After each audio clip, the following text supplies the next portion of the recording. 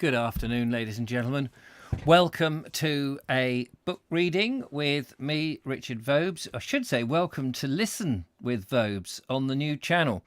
I thought I'd just start a little bit earlier than normal. We're about 7 or so minutes earlier, just so that people can come along and get adjusted to the new channel. So I thought it's worth just starting. If you're watching this after the event, naturally you can just fast forward all this waffle, but if you're just joining us for the first time, welcome along. And if you're one of the returning viewers, of course, welcome and well done for finding the channel. I'm pleased to say that everything seems to be pretty much like it ordinarily is on the Richard Vobes Bald Explorer channel.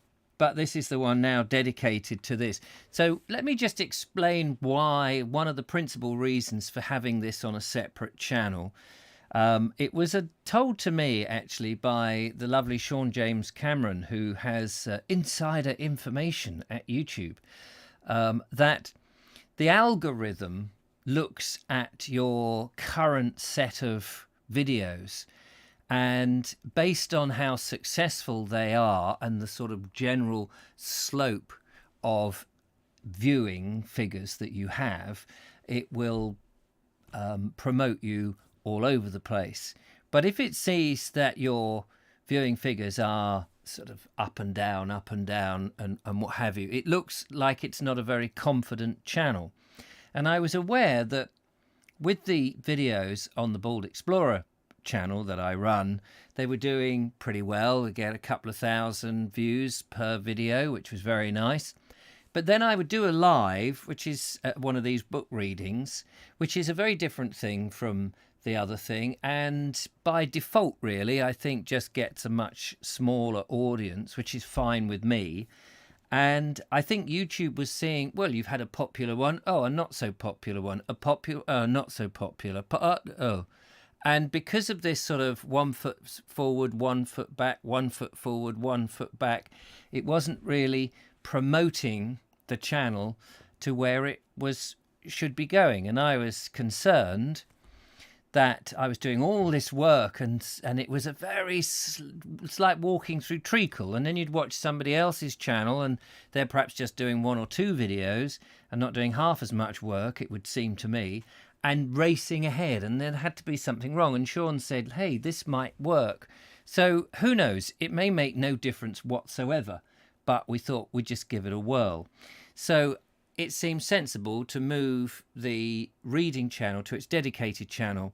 Not everybody will be interested who watch the Bald Explorer on the reading channel, and when it pops up in their feed, they probably, oh, what's this? Or if I go live, they may think it's the Bald Explorer going live to talk about what he's doing, perhaps going live from a location, which is something I want to do on the Bald Explorer channel. And so this kind of confuses it. So I think dedicated to do its own thing is probably the best thing anyway. So that's all good. Hello to everybody who's joining us as we go. To the lovely Julia, nice to see you, of course, and to Turbo Stream, he says hello from a far shire in the north. Yes, I think you're going into tier 2, aren't you? We've just been listening to what the new tiering system is. I don't know what we are down in the south, but I know that Birmingham and other places have gone straight up into, or is it tier 3? I can't remember. Justin Jones is there. She says, afternoon, cup of coffee and a slice of fruitcake at the ready. Oh, a slice of fruitcake. Do you know, I've got to go shopping when I finish this recording. I may well invest in a little bit of fruitcake. It does sound very nice. Sean James Cameron is ready to listen to the Vobes. Thank you very much, Sean. TurboStream says that Julia needs a blue tick to keep us in check. Oh, yes, of course. I forgot about that. Hang on a second. I wonder how I do that. I think I can do that. Oops, wrong person. Hang on, Julia. I'm hoping that I don't... I forgot about that. There we go. Fantastic. I completely forgot. Thank you for reminding me. Yes, I don't have a blue spanner. There's a novelty, says the lovely Julia. Presumably next time you type, you will have. We need an open fire for this channel. Well, actually, I was thinking, and in due course, I may move this out of the studio into my front room or somewhere, into a separate little studio, because my son and his girlfriend are moving out in a month or so, possibly 2 months. They're moving out, they're buying a place, and I will then probably have a spare room which I can set up as the Listen with Vobe studio with a fire or something. So that will be good. Turbo says that it's tier 3 is moving into, so no difference at all. No, I know, it's a blooming shame, isn't it? It'll all end in tears of some description, says Dave of York. Good to see you. Thank you for coming along. And John F., hello, you found us. And Blue Spanner has arrived for the lovely Julia. And Billabong O'Neill, lovely to see you. There we go. It's nice to have friendly faces in this new channel. It all looks the same. Golly, I had to build the studio. It had to be a complete duplicate of the Vobe Show studio or the Bald Explorer studio. It's a complete duplicate down to the last bit of dust. How these boys managed to do it, these set designers, I don't know. But anyway, there we are. Linda Kane has arrived. Hello. Yes, we're early because I just wanted to let the channel run so that the notifications would go out to those people who, normally get them, and so they can go, oh, what the hell is this? Oh, yes. Thank you, by the way, to everybody who has subscribed to this channel. I'm thrilled that you all wanted to come along, and I had that vision that I would turn this all on and we're going, hello? Is there anybody there? 2 knocks for yes, 1 rap for no, all of that sort of nonsense. But it does seem that you're out there. Well, without further ado, if I remember rightly, we got ourselves halfway, well, 3/4 through chapter 6, and we're heading towards chapter 7 on this book on Southern English roads. Linda Kane tells me that she has got another book by James John Hissey on, I can't remember what you said it was called. It was like The Joy of the Roads or something. I'm very jealous, very jealous. But hey-ho, who knows? Julia says you can post to the normal page with the link to this stream, Richard. You can post. How the devil do I do that? Don't ask me to do something that complicated. Maybe you can. To my... Yes. Anyway, I think we'll get cracking, whatever happens, and we'll see how it goes, because people will eventually discover this and find out and all of that, I'm sure. So, where were we? Oh, yes, we're in Hartfield. If I remember rightly, and he was down by that pub. Oh, yes, they'd gone to the pub. I don't know whether they'd checked into the pub. What was it called? Devon something. The Devon Arms or something like that. Just trying to find it now, but I can't remember what it was called. But we looked at it on the map. There we are. James Poulton says there was no notification. Oh, I'm sorry about that. It's probably Eric. Eric, make sure you put the notifications out, you idiot. I do apologise. Right. Okay, we'll get on with the story and see how we get on. They walk. I can't remember where we left them, because it was a bit of a. They'd gone to Withyham, hadn't they? Yes, that's right. It's this. I may end up rereading a bit that we've already read, but we'll pick it up. The look and the strength of the solidity of most. Oh yes, that's right. We did get that. Here we go. Leaving the old farmstead, that's right, they were at this farmstead, if I remember rightly, that has caused this overlong digression, we arrived quickly afterwards at the humble hamlet of Withyham. I thought we'd read that, where we found a picturesque and ancient inn by the roadside with substantially stone-built stabling attached. Oh, that's right, we looked at that on the map. The old inn looked as though it had been more important and more prosperous than now. The church at Withyham is interesting on account of its Dorset or Sackville Chapel, which contains several fine monuments to that family, one of these being by Flaxman. That's not Oh no, that was Flashman. I was thinking of Tom Brown's school days there. Here is buried Charles, 6th Earl of Dorset, celebrated by Pope as Dorset, the grace of courts, the muse's pride. But this epitaph is not now to be found in the chapel, if ever it were, as it is stated.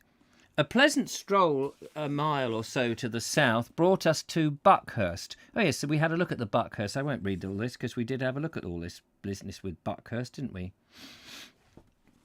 And we went on about the roads, I seem to remember now. Yes, that's right, and talks about the roads and about how the women are taller and all of that. Yes, there we go. I remember. I'm sorry, I've gone back too many pages here. I beg your pardon. Leaving Withyham, we passed a small sheet of silvery water overhung with trees, and then a short drive brought us to the picturesque and pleasantly situated of Hartfield, set in the midst of a richly wooded country, a country charmingly diversified by a tree-crowned hill and a shady vale. Hartfield possesses some dear old cottages and a quaint and ancient hostelry that could make a capital background for a picture. A hint I throw out should any artist be this way in search of a subject. Oh yes, that's right, we'd read that as well. The church here is situated on a prominent knoll and is famous among archaeologists as being the first church in England to be built with a brooch spire. That is to say, the spire does not rise from within the parapet, but is carried up directly from the outer edge of the tower walls, so as to throw off the rain from the building. There's a brooch spire at Horsted Keynes, or Canes. This, it seems to me, is the most sensible and scientific method of joining a spire to a tower, though perhaps hardly so picturesque, effective as when the base of the spire is enclosed as before described. However, when it is a case of keeping wet out of a building, I think sentiment should give place to common sense. There is nothing more interesting in ecclesiastical architecture than to trace the growth of the spire from the mere low roofing in of the square and often squat tower, as at Hastings Old Church and elsewhere, which became gradually raised to a steep roof, and this in turn grew into a lofty spire soaring to the sky, reaching its apogee in England at Salisbury Cathedral, that crowning glory of Gothic daring genius. The church at Hartfield has a fine old timber lich gate with the date 1520 cut thereon. Does he do a picture? I can't remember if he did a picture of this. Linda Kane will tell us when there's a picture coming up, because that's her speciality, you know. Sorry, wires on the desk. From Hartfield, we drove through the picturesque pine woods, which gave forth a warm, resinous odour. Then, after a time, we came to a long and steep descent. From the top of this, we had a fine view northward over a wide pastoral valley to the sunlit Surrey Hills, and southward over what remains of the once extensive Ashdown Forest. Ooh. Somebody said, "Are you playing poo sticks?" if I remember. The steep slopes of the uplands, marked as forest on the Ordnance Survey map, are either barren or else covered with bracken, bramble, and long wavy grass, though in the distance, here and there, long ridges of firs fringed with their summits, and stood out that day sharply silhouetted against the bright summer sky. Here we rested a while to impress the view on the mind's canvas. Better this, at times, than sketching or photographing, for you can only remember the most important and picturesque parts of a scene. The trivial details and commonplaces thereof are compulsory lost in blissful oblivion. The difficulty in making a sketch is knowing what to leave out. You cannot include all. Sketching, besides being a matter of drawing, is a matter of selection. Few people, however, either see or select alike, and what is more refreshing than for an artist to reveal to us an unfamiliar aspect of a familiar place. It comes upon us as a pleasant surprise and points out unexpected beauties that existed before but were unperceived by us. I think that's very true, though, isn't it? I think that's exactly what artists should be doing, instead of just exactly copying it, unless that's for reasons of I don't know, historic value or something. But it is interesting because just in the way filmmakers will pick something out, maybe the lichen on a gate, before perhaps the camera moves to reveal another part of the scene. Those things, I think, is what artists do by instinct, really, take you on a bit of a journey by revealing things that you hadn't already noticed. At the foot of the descent, we found ourselves in the prosperous and popular village of Forest Row. Indeed, it has too much of a prosperous look to be exactly picturesque, though its situation in a sheltered valley surrounded by low hills and watered by clear running stream is most pleasing. Here we pulled up at the Brambletai Hotel. If I remember rightly, hang on, a little scratch under my arm, nearby is the Brambletai Manor, and the lovely Julia and I did a walk, and we came across the ruin of the Brambletai Manor. I don't know if you remember this, Julia. We were near Forest Row, and between that and East Grinstead somewhere, and we went across the railway, but we didn't walk on the railway. We crossed it, and then we suddenly came to this edifice of an old ruin, and we looked at it. I think this was before you were pregnant, anyway, or before Joe was born, if I remember rightly. It was some time ago.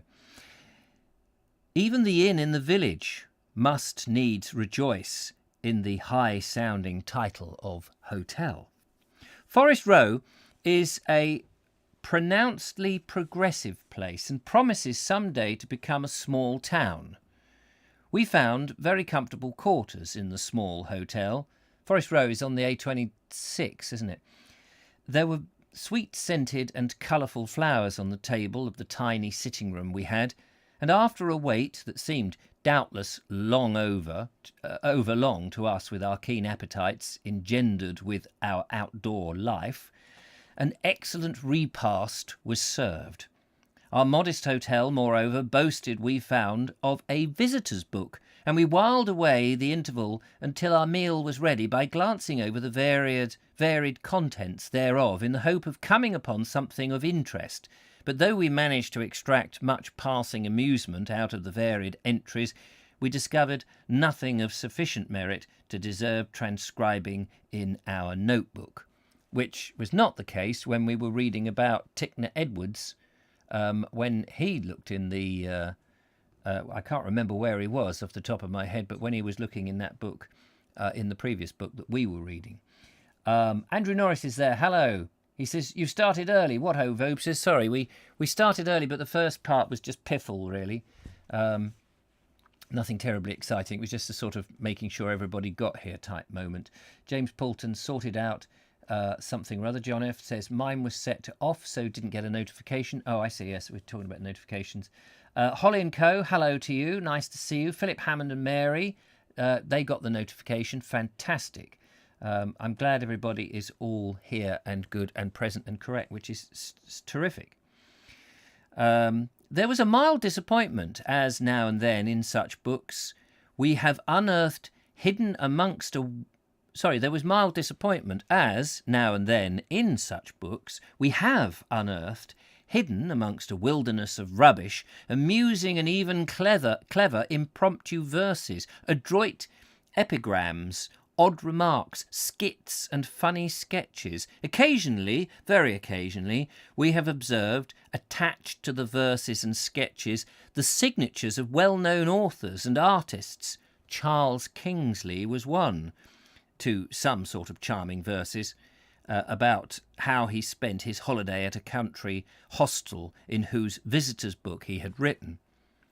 We were not quite so innocent as to pin our faith on the authenticity of all the familiar names we saw inscribed beneath sundry productions, notably in one fragrant case where we observed the name of Alfred Tennyson appended to some very mediocre verses in bad imitation of the genuine article.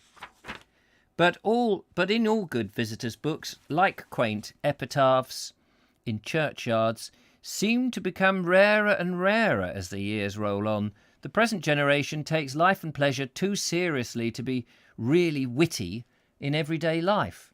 Here's a question. Have you ever written in a visitor's book? And have you ever written as somebody else? I know some people, will sign in as Mickey Mouse because they want to be anonymous or things like that. But have you genuinely tried to fraudulently pass yourself off as somebody else? That would be quite a fun thing to do, wouldn't it? In terms of people coming back a few years hence and then saying, good gracious, Margaret Thatcher was in here only the other week. Whilst the horses were resting, we set out for a stroll along a pleasant footpath that led across some fresh green meadows in search of the ruins of Brambletai House. This is the one I was talking about, which was made the chief scene in Horace Smith's old-fashioned and once famous novel of the time. This fine house was originally built by Sir Henry Compton, in the year of 1631. It was deserted and left to go in the inevitable decay of all uncared-for things, but half a century later. I like the piffle, says Andrew Norris. Oh, so sorry, you missed the piffle. You missed all that. Such engaging piffle. So there we go. Nigel Sadler, Forest Row. Yes, we're at Brambletai House currently, looking at the ruins that Julia and I looked at a year or so back. Strangely enough, this erst grand mansion shared a precisely similar fate to its neighbour at Buckhurst, and there appears also to be a similar mystery hanging over it as to the sudden desertion thereof. One rumour has it that Sir James Rickards, then the owner, was concerned in a plot on behalf of the Orange Party. I don't think we're talking mobile phones at this point. And that whilst absent from home hunting at Ashdown Forest, his house was searched by the Royal Commissioners for Arms, for which a quantity was found secreted away there, together with a large supply of ammunition. A faithful retainer of the family, getting wind of what was happening, went out in search of his master, and fortunately found and warned him what was taking place, whereupon Sir Rickards made good his escape to Spain. Can you imagine that situation where there you are out doing, what was he doing, a bit of forest, hunting or something, and this old duffer comes out to you, "Oh, Sir Rickard, Sir Rickard." "Yes, what is it, my man? What do you want, Benson?" "The Royal Commissioners are searching the house. They seem to have found some guns and ammunition." "Good gracious. I will not go home, despite the mud on my boots. I will go to Spain. Arrange it." "Oh God. Yes, of course. Come with me. We will take you to Madrid." Didn't go home, pack a bag or anything like that. Just to Spain he went. I wonder if he took his blankety-blank checkbook and pen with him. A faithful retainer of the family I've read that, yes, and he went off to Spain. Another rumour has it that this Sir Rickard simply married a Spanish lady of great wealth and forthwith went to live in Spain, his doing so being the condition of the marriage, and that the story of the search for arms and the flight from England is a mere invention.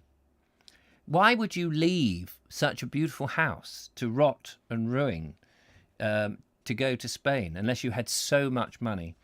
When antiquities thus differ, who shall decide the truth or untruth of the rumours? Yet surely the first one should not be so very difficult to authenticate. It is, to say the least, strange how hard it is to arrive at any precise facts as to the desertion of two such stately homes as Buckhurst and Brambletai House. Do you want to see a ruin of Brambletai House? It's an interesting looking thing. I did make a video, and you can, of course, go and check it out. I was rather hoping at the time that when we made the video, someone would come forth and say, oh, would you like to have a look around at all the other ruins? Because it's on a public footpath, just to see some of it. Brambletai House ruins. Images. Let's have a look here. Let's share the images. Skype. Then perhaps Julia will remember where it is. Here we go. So this is a drawing of it. Let's have a quick gander at that. And it's not too dissimilar, as I recall, what we saw. Julia will remember this now. Here's a better picture of what it is. Look at that. There we go. That's what... Do you remember, Julia? Do you remember? I'm only 17 on my mobile. What do you mean you're only 17? She's older than that. Yeah. Anyway, so that is... that's what it looks like. It's pretty amazing. Hang on, I've got to get back to the thing. Nice old place. So you can pass by that very easily on a public footpath. Sean James Cameron says, I mentioned a few times in Facebook pages and something. 29 people watching. Fantastic. Thank you very much. 29 people watching. I do remember, says the lovely Julia. Marvellous. Traditions like the clinging ivy quickly gather round deserted old homes and are repeated from generation to generation till they come to be considered as gospel true. But an unsentimental and utilitarian age seems to take a positive pleasure in demonstrating that most of these cannot be or are not true. But what a hard-hearted generation would inquire too closely into the verity of a pretty tradition. Even the charming love story of Dorothy Vernon, so intimately associated with Haddon Hall, has been declared by certain learned antiquities, having authority, to be purely apocryphal, who maintain that Dorothy Vernon never eloped at all, but was married after the usual orthodox fashion. These learned men may be right, and possibly they are, but they leave such poetical they may be true, but they might leave such poetical legends alone. They harm no one and are the source of intimate pleasure to many. Now, what do you think about that? That's an interesting observation. These old sort of half-truths, sometimes the story is better than the fact, is it not? And sometimes the truth is too boring, and ruins perhaps could ruin. I mean, you look at the legends of Arthur and places like Tintagel. People go there because they think that was the castle of Arthur and all of this. And the myth and the legends probably make that castle enough money to keep it standing, probably. There is plenty of matter of fact in the world, and a little leaven of romance can do no harm. Romance is as necessary to an old ruin as ivy, moss, and lichen. It seems hardly picturesque or complete without. Life would be unbearable without the relief of fiction. So there we go. It's quite true, really, I think. As we strolled over the meadows, we passed by an old farmstead and noticed a large stack of bracken in the yard thereof, carefully thatched, as though it were wheat or hay. We had never seen bracken so treated or prized before, but we were told that it formed excellent bedding for cattle and was much valued for this purpose in some parts of the country. Then we reached a clear little stream, which we crossed by an grey old stone bridge. On the centre of the pier of this was cut the date 1613. Doubtless this bridge formed one of the ancient approaches to Brambletai, as much care seems to have been taken in its design and construction, although it only spans an insignificant stream. Now we followed alongside of the bright, gliding, gurgling water that brought us to a sketchable old mill with a tranquil pool above, one of nature's mirrors, that reflected the building and the trees around and added to the charm of the scene. Just beyond this mill and past another farmhouse, the ivy-grown and time-rent towers of Brambletai came into sight. Probably like this. There's a lovely picture here that shows you exactly what he's talking about, if this will come up. There we are. No, it's not terribly big, I'm afraid. But there, look, they come out from within all those trees. It is quite magical, I think. And you see them from far off, as I remember. The ruins of the old seat of the Comptons are very picturesque and are, besides pleasingly situated in a low wooded valley, they consist principally of 3 towers, of which one is in a fairly perfect condition and is capped with shaped stone instead of being roofed in the ordinary way. There are some remainings of the crumbling walls connecting the towers, and apart from the main building there is a ruined arch stone gateway, which probably gave access to the main entrance through an enclosed courtyard. The centre tower, for the 3 are in line. Let's just get the pictures up so you can see them as we read them. What should we do? Shall we have... sorry, I'm just looking to see.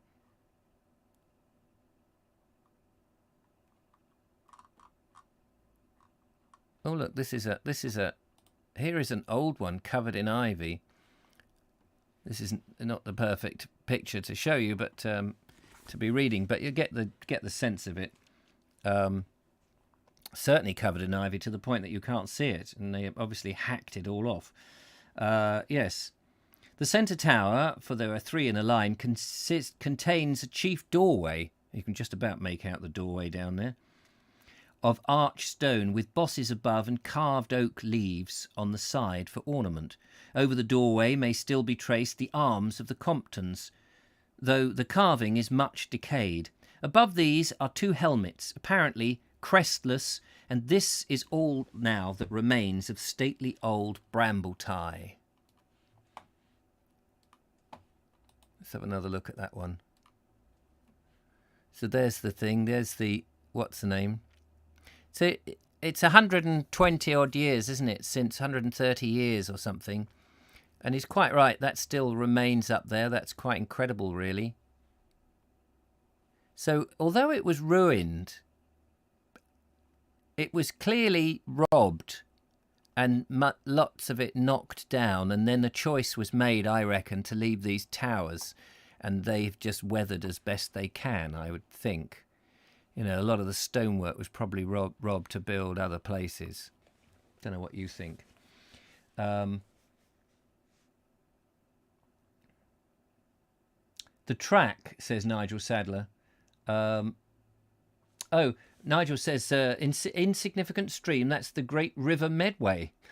The track, the one that goes over the bridge, leads southward to Kidbrooke Hall, now the internationally famous Steiner School, Michael Hall. Thank you, Nigel. I wonder if it was built from some of the stone from there, maybe. Is it more recent than that one, 1623, didn't he say? Something like that. From Forest Row to East Grinstead, we had a long uphill stage of 3 miles or more, with wide views opening out to the left as we rose over a country of rounded hills and spreading woods. At East Grinstead we pulled up at the old Dorset Arms and sought rest and shelter for the night, there for man and beast. Over the entrance porch of the inn we noticed, plainly painted, the following legend. There is no office in this needful world but dignifies the doer if well done. Alfred Austin. Fortunatus the pessimist. There is no office in this needful world but dignifies the doer if well done. Act 1, Scene 4. Is that from Shakespeare. Mottos and legends inscribed over doorways thus were very common in the Middle Ages and frequently gave an added interest to a building. It is a pleasant old-fashioned worth reviving. During this and previous journeys, we were glad to see the inscriptions over doorways were coming into vogue again.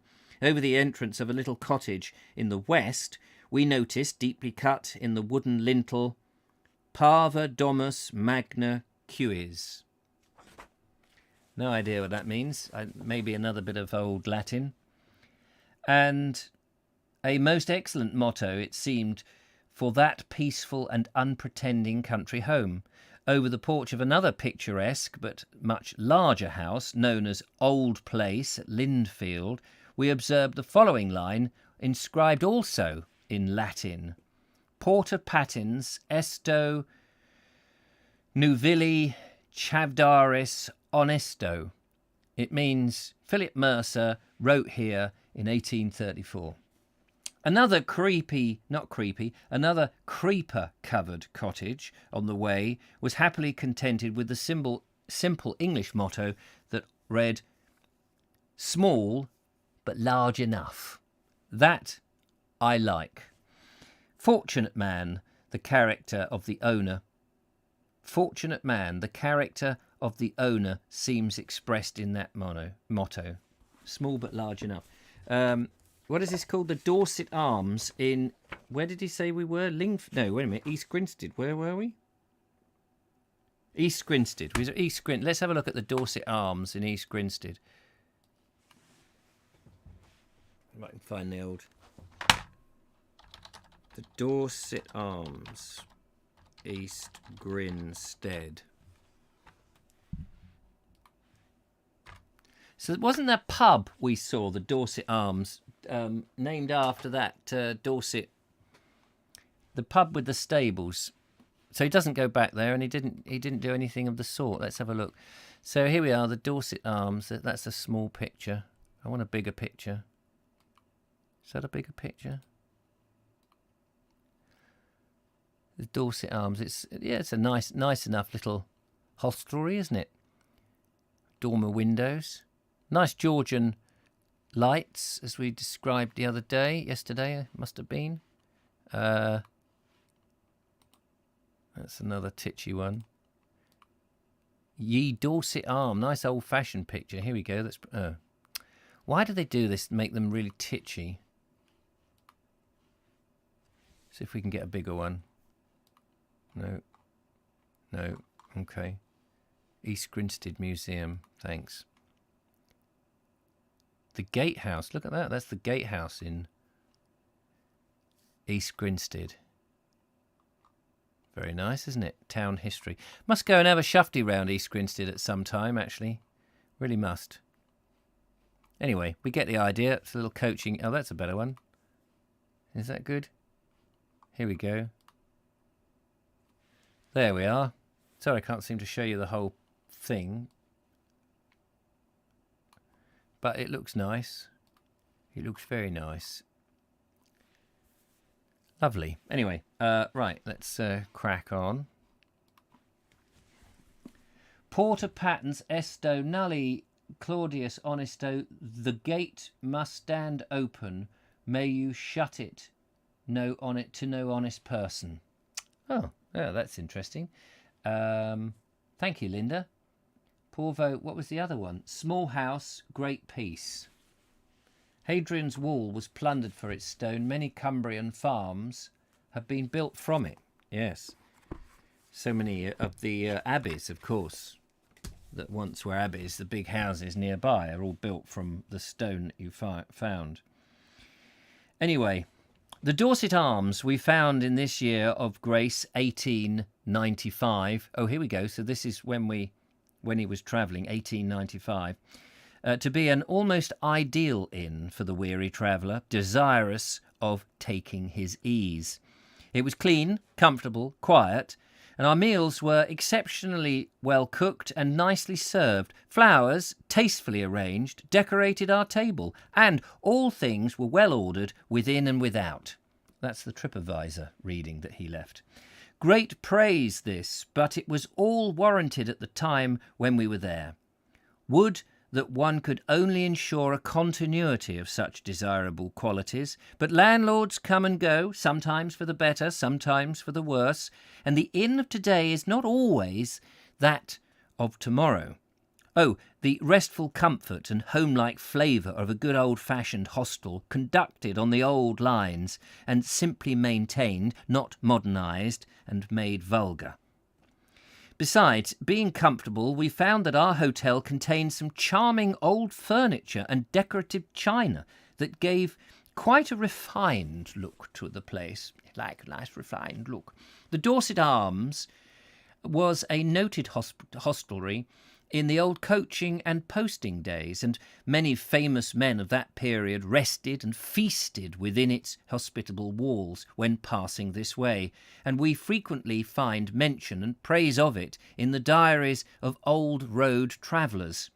The Dorset diners, too, were renowned. Trust our forefathers not to forget this important item, as witness the frequent mention of his good living in the entertaining diary of the worthy Samuel Pepys, whom it is the privilege of all Englishmen to quote.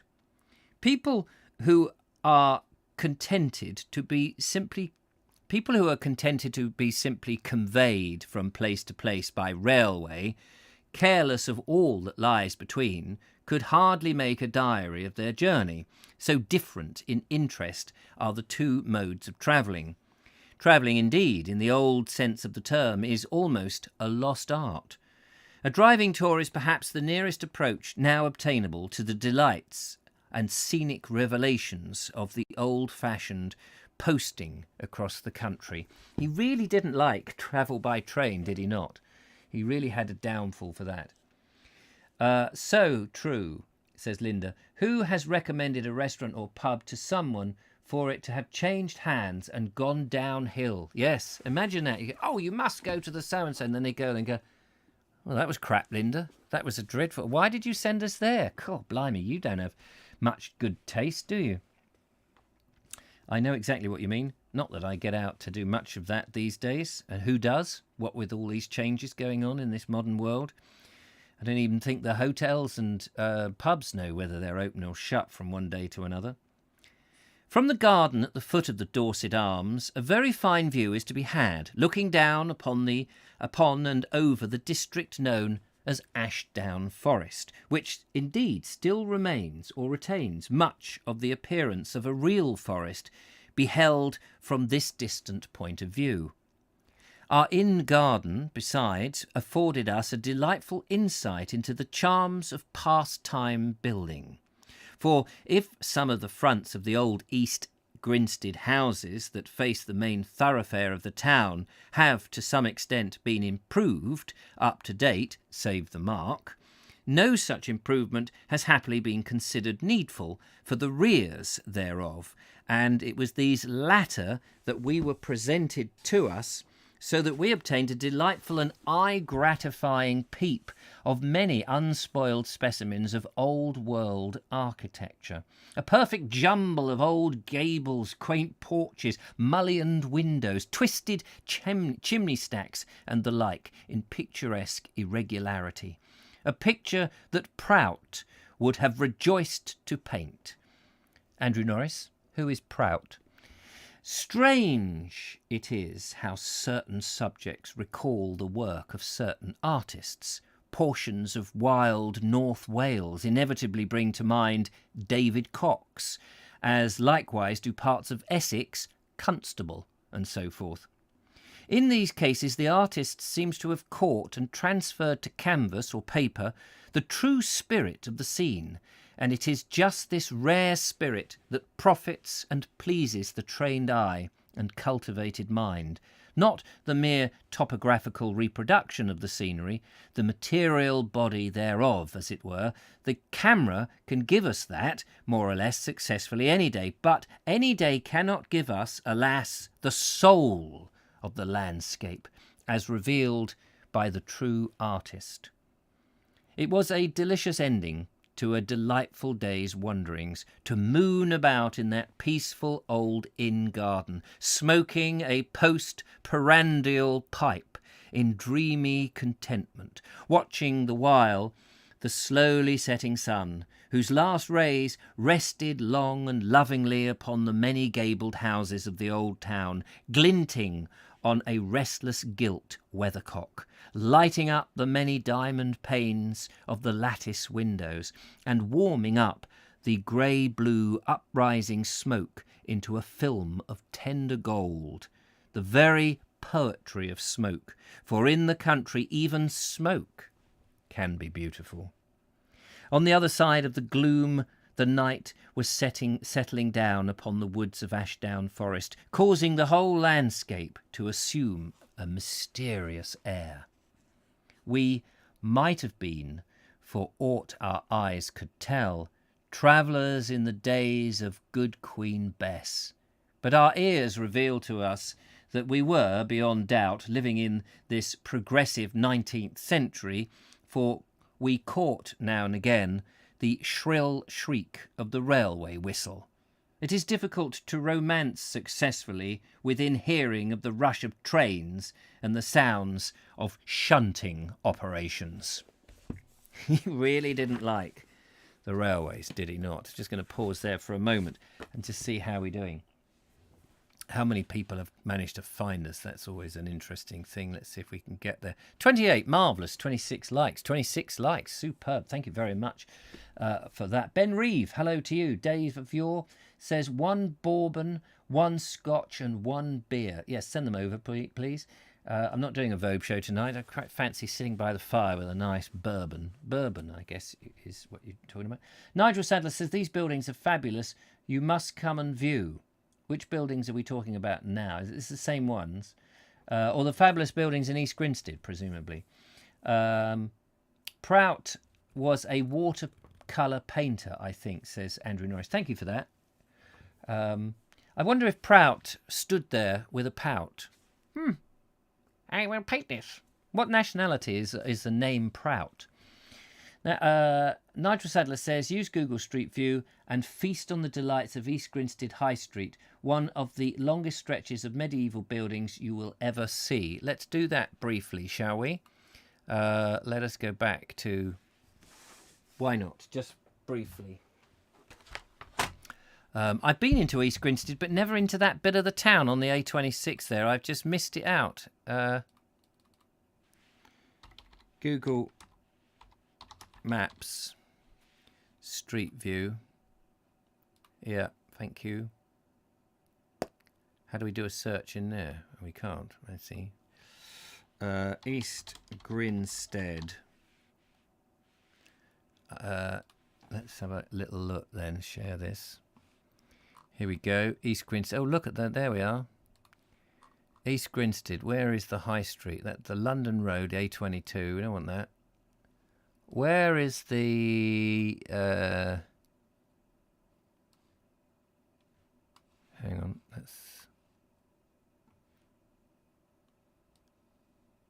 Which is the stretch? What road am I looking for? It's not on the A22, is it? It's not on the... It's not on there. It's in the High Street. St. James's Road. Where are we looking? High Street. Oh, where is the High Street?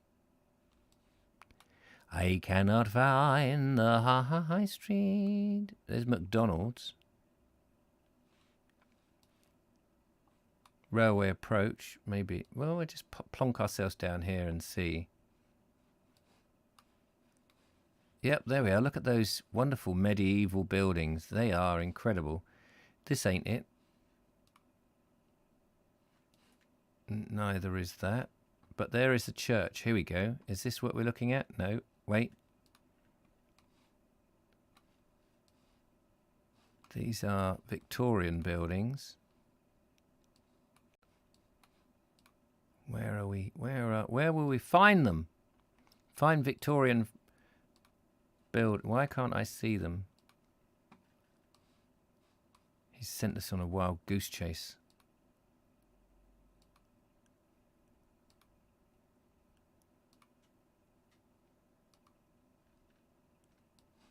That's Georgian, it looks, but it's probably not. It looks a bit fake. Look at those awful dormer windows. Wait, here we go. Look, here is some. Stand back. Oh, blimey. I've lost it. Wait, hang on. Don't panic. I'm going back. We're now back into... There we go. Look at that Clarendon House. Here we are. This is where we want to be. I'm guessing this is the main drag. Look at those mullioned windows, that beautiful stonework, a little bit of timber framing here. That's a bit more genuine. Just run around this building a bit. Oh, I just bumped into the wall. Oh, look, there we are. Look at that. Brick infill. Have a look at the brick there. That looks like Flemish bond, though, doesn't it? It's not English bond. Come round the side here. Oh, don't know what that is. I thought there was more than just that little section. Come on. Go further east. Well, hang on. Where is east? I've got to... Never east. Shredded wheat. Down here.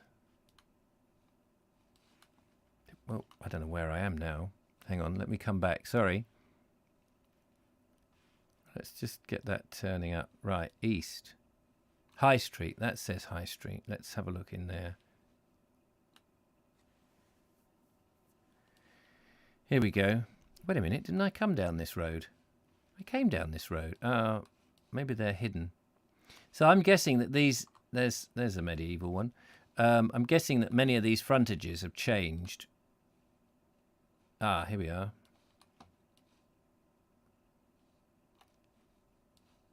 In all of this, look at that, and that looks like an old town hall that's been converted into a bank. It's got that sort of... Oh, here we go. Look at this. Yes, yes, we're there. We're there.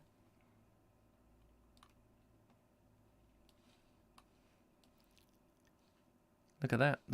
Isn't that nice? You can picture it. You can almost detach the... you can almost... Look at that. You can detach almost the modernity away and all these dreadful signs and things. And you start to get an image of it. And you can almost hear the clatter of the horses and the pigs and cattle and the farmers coming in and the wagons and somebody's, selling their wares on the side. And probably where that bank was, it was probably the dairy market in the hallway here, probably, whoops, I've lost it. And all of that. Go back to the high street and go east. Well, I've just done that. I don't know whether you're writing delayed or not now. Go east. Go back to the high street and go east. Yeah. If I go any easter, we'll end up... How far east do you want me to go? That's the Lewis Road. That can't be right. I must have been where you said. Didn't I? Maybe down here. Let's have a look here. Oh, that's very smart. Very smart. See, we're going into... what is that? Late Georgian? Late Georgian. On the opposite side. Oh, why does it do that? How frustrating. That's very nice. Look at those. Beautiful. Look at that architecture. You can't design that, can you? And that's very Georgian. That's very, look at that. It's a nice banker or lawyer or something. And here we were here a second ago. There's the Dorset Arms. Oh, that's the Dorset Arms. There we are. That's the Dorset Arms that he's staying in. No wonder he liked it there, because he would have trotted past all this lot. How splendid. Anyway, sorry, I'm wasting so much time. We just started a new chapter. Turn round, too far. Oh, goodness sake. We get the idea. We can't waste all our hours on this. We get the idea. Thank you, Nigel.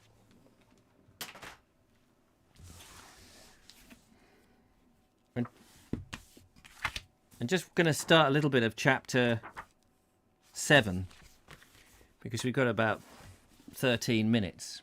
At last, he says, at last. And there's the pub. Yes, I've got there. That's the trouble with the delay, of course. Anyway, Chapter 7. Finding our comfortable inn at East Grinstead much to our liking, we determined next morning to take our ease thereat for yet another night, and instead of proceeding farther on our direct journey, to spend a day in driving about and exploring the neighbourhood. We learnt that there was an old churchyard in the hamlet of Crowhurst, some 8 miles away to the north, a fine and famous old yew tree. Crowhurst, the lovely Julia and I have been to Crowhurst. The largest and oldest yew in England. We've made a video there. You'll have to take him round next time into East Grinstead. Yes, of course. We have, by the way, come upon many of the largest yew trees in England, besides six at least of the smallest churches. So this information was accepted cum grando salis, which I guess means taken with a pinch of salt, is it? However, it was a point to make for, and we determined to drive thither and take our chance of what else of beauty or interest we might discover on the way. Before starting, we took a stroll of inspection around the town, which still retains a good deal of its ancient look, just as we have already now determined. First, we sought out the quaint and time-stoned Sackville College, a low rambling structure standing on much ground and built in the form of a quadrangle, round which the various apartments are ranged. This college was constructed from a portion of the materials of Buckhurst, as before mentioned, and is an almshouse for the support of a certain number of poor men and women. It is set on a height, affording glorious views around, and the whole pile is weather-tinted into a delightful harmony of colourful greys, an indescribable blending of hues that is the priceless dower of age. Its ancient walls are splashed with silver and gold lichen, made green here and there with creeping mosses, and stained every imaginable tone with the winter storms of unremembered years. Sackville College would be to me a far more desirable home than any modern palace I wot of. W-O-T of. Those men of old, how picturesquely they built. They romanced in stone and raised poems in brick and mortar. Now we hear but little else than prose, and poor at that. Shall we ever become an artistic people again? Possibly, but first we must reconvert our workmen into craftsmen who will take a pride in their work. That is essential. It was the latter who made the famous Old English furniture of Chippendale and Sheraton that puts into very shame the machine-produced articles of the same class of today. He needs to read a bit of L.T.C. Rolt. He'll tell him about bloody machine-made stuff in that book that Linda Kane gave me. High horse riderless. Difficult read, but interesting. The interior of Sackville College is interesting and contains some good old carved oak work and fine chimney pieces. We were told that until of late years, the good and almost forgotten custom prevailed here of bringing the Yule log at Christmas time into the dining hall, which log blazed and crackled away on the great fireplace thereof, as a Yule log should, having on either side of it one of the fine fire dogs, and being backed up by an old Sussex iron fireback, cast and embellished with the noble founder's arms. On the mantel above, the poor inmates might read, in the glow of the burning wood, the following inscription, the more easily legible because carved in raised lettering, which raised work takes considerably more time and skill than mere incising, but is definitely more effective. I pray God bless my Lord of Dorset and my lady and all the posterity,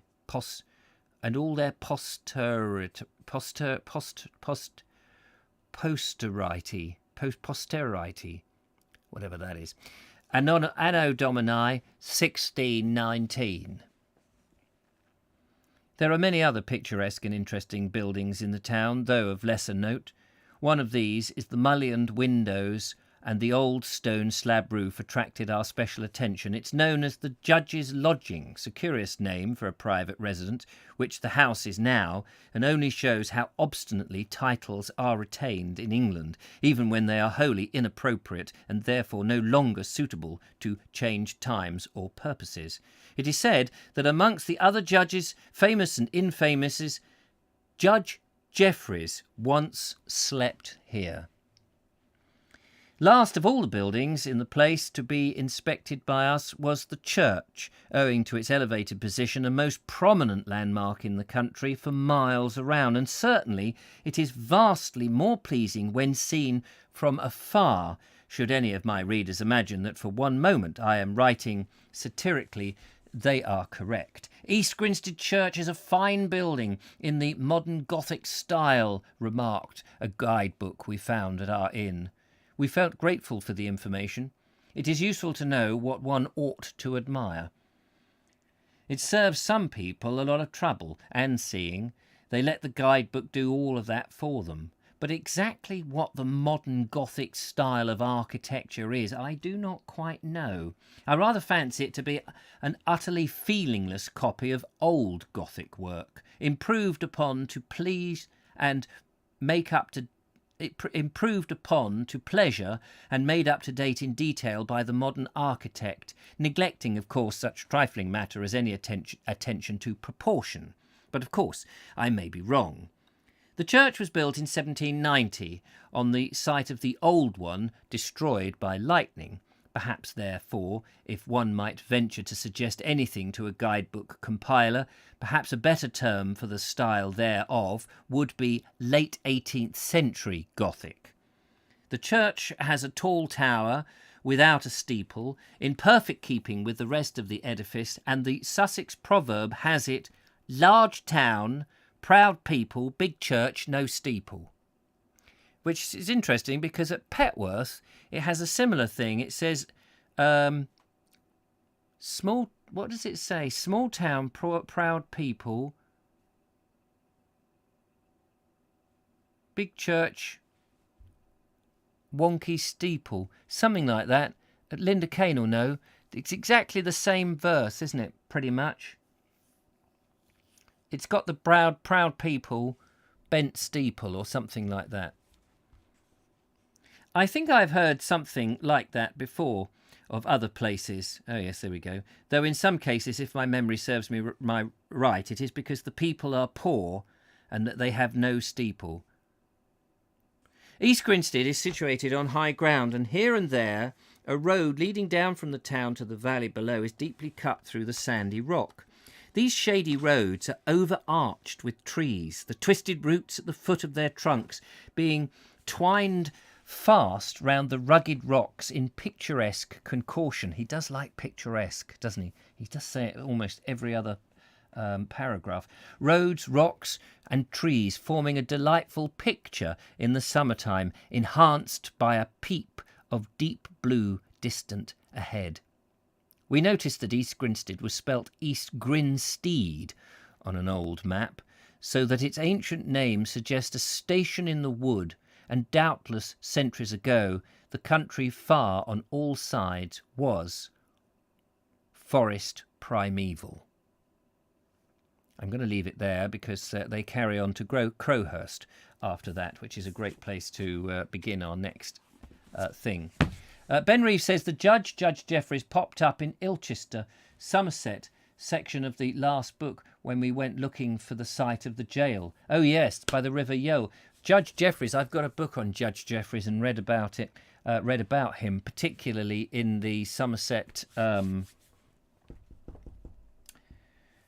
Monmouth Rebellion, where he goes on behalf of the king and takes revenge by hanging and that's, the hanging Judge Jeffreys, who went to school in Shrewsbury, or Shrewsbury, depending on how you want to pronounce it, in what is now the library, but it's now the school. And outside the very front of the library stroke, the old school, is Charles Darwin, a great big oversized bust, figure of him. Probably not there anymore, because I dare say that he has been involved in slaves at some point and therefore has been removed, chucked into the River Severn, no doubt, by people who have no respect for history or understanding of anything.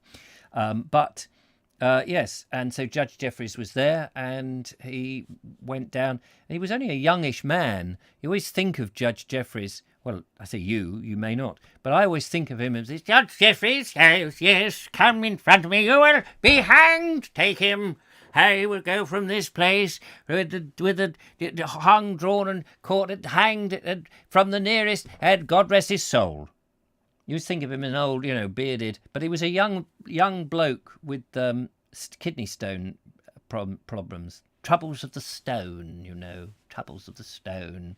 I think he was a bit like Kenneth Williams, actually, Judge Jeffreys. That's how after reading about him, because he was only in his late 30s, I think, when he was down there in Somerset. And I think he was, oh, no, something about, yeah, you are going to be hanged, you is. I'm not having any of that, you and your codwangler. There's trouble with the old posterior, don't you know? Sean James Cameron says, all fur coat and no knickers. Yes, probably.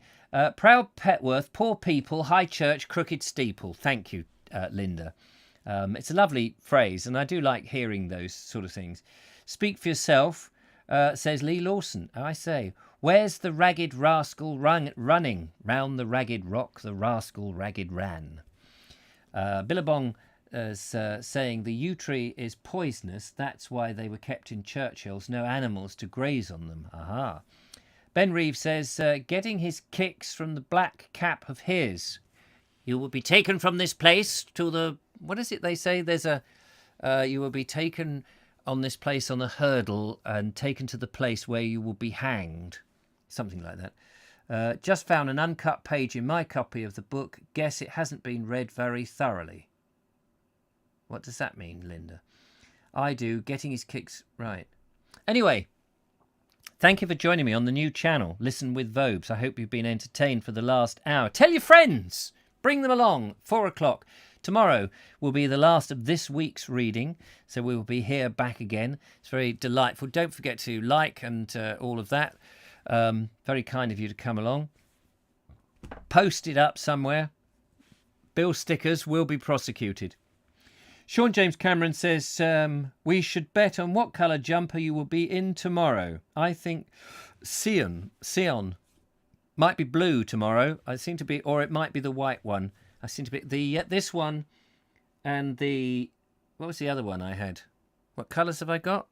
The yellow one and no, not the green and yellow. What's the other colour? The teal and the white, and there's this one. What the hell is the other colour? Can't remember what the other colour is. Well, anyway, this one and the one I can't remember. There's a blue one. There's a teal, there's a white, there's a yellow and a... whatever colour it is. Anyway, they need to go into the wash because they're hanging a bit loose now, so they need to be washed and just slightly tightened up, but only on a wool wash with a fabric conditioner. Anyway, thank you very much. Very engaging and enjoyable. Thank you very much, Nigel, for all the extra stuff. Dark red. Oh, yes, of course it is. It's burgundy. Yes, thank you very much, Dave, if you're... Just testing that you knew what it was talking about. Yes, then suddenly everyone's going, burgundy, Richard, burgundy, you idiot. Brilliant. Take care. Red and yellow and pink and green, purple, orange and blue. I can sing a rainbow. Sing a rainbow. Can you? I can sing a rainbow. Sing a rain. Anyway, enough of this gay banter. Thank you so much for watching. Take care. I will see you tomorrow. Look after yourselves. Have a good evening. No Vogue show tonight or any of that nonsense. I get a night off. Whew. There is a Bald Explorer video tomorrow, but I'm afraid to say, because the weather was grim, really grim when I went out, I got a video related to it, but it's not a continuation of. You'll see what I mean. I'm putting it as an afterthought or an extra. And then hopefully tomorrow the weather will improve a bit so I can continue. But you'll see what I mean anyway. Take care. Thanks for watching. Bye-bye for now. Thank you, Julia, for moderating. Thanks for coming. See you tomorrow. Bye. And there is the book. That's not what I wanted to put, you Nana.